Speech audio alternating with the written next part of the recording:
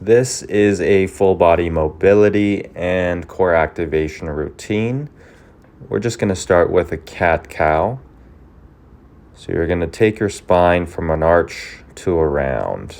When you arch, breathe in through the nose and pull your shoulder blades down toward your hips. And in the round, exhale through the mouth and push your shoulder blades out while tucking your hips in a posterior tilt. The next one is the downward dog. It's a way to open up your posterior chain and improve thoracic extension. So once you get into this shape here, you're just going to flatten out 1 foot at a time to get an extra calf stretch. Key point is to try to keep your shoulder blades connected to your hips. So shoulder blades depressed. A common mistake is to have your head too high. You want to have your head right in between the arms, or even have the arms behind your head, so dropping them further through the hands. The next one is the upward dog to child's pose.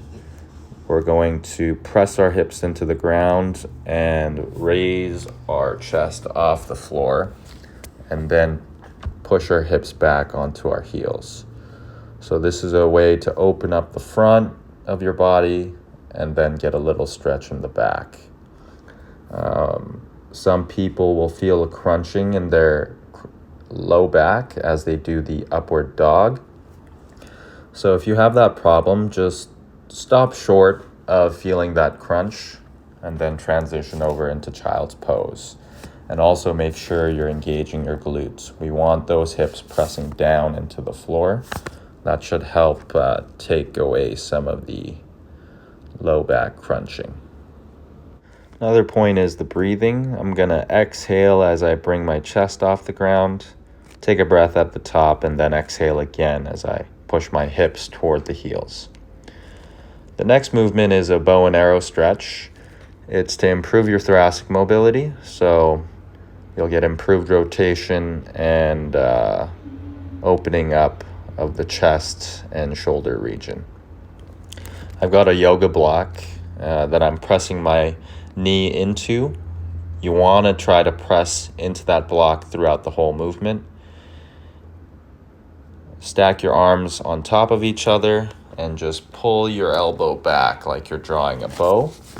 A common mistake is to drop the arms toward the hips as you're pulling them back. You want to keep the arm in line with the other arm.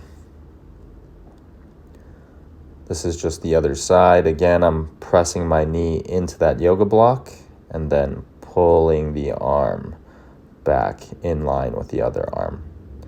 Another point is to try to squeeze the back as you pull the hand back. And for the breathing, you want to exhale as you're opening up the chest. Inhale over the top and then exhale as you're opening up.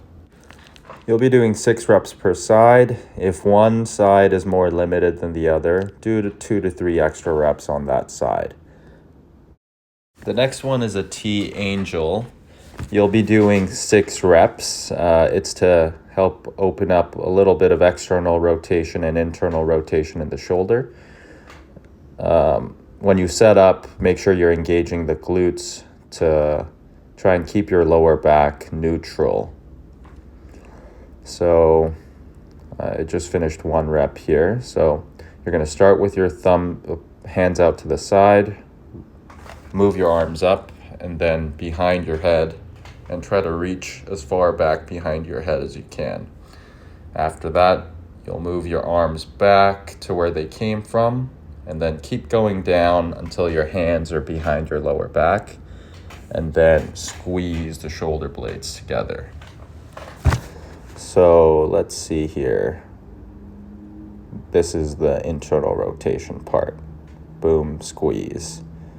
And then the next rep. So I'm going to pinch my shoulder blades together, reach over the head, reach as far back as I can, and then come back to the start position Then reach behind the lower back and then give it another little squeeze. So again, thumbs up to start, pinch, depress, reach behind the head as far back as I can, and then bring the hands behind the back and another little shoulder blade squeeze. You'll be doing 6 reps here, and then we'll move on to the dead bug. The dead bug is to wake up your deeper core muscles. So just lie down on your back, and then you'll be moving the opposite arm and leg toward the floor. Key point here is to make sure there's no gap under your lower back. Tilt your pelvis back and make sure the lower back is pressing into the floor, and then pull your belly button in toward your spine. Hold that tension through the movement. This is very important. Make sure your back does not come off the ground through the whole movement. If it does, you'll likely be using your lower back too much and it won't feel very good. The next one is the world's greatest stretch complex. So get into this position here, one leg forward, one leg back, and then you'll start with those rotations. Once you're done, just move your leg in between the hands and then try to straighten that leg out for a hamstring stretch.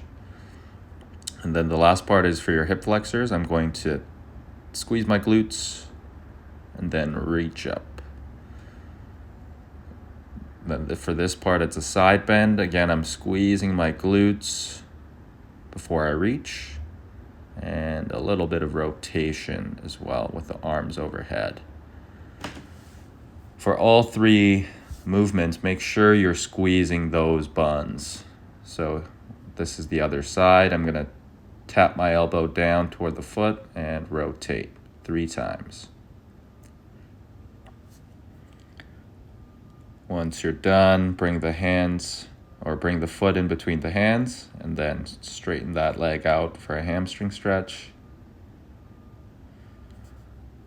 And then we finish with the hip flexor combo.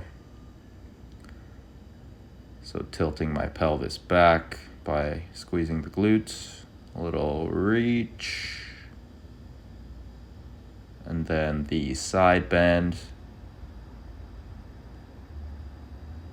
And then finally, a little bit of rotation with the shoulder blades depressed.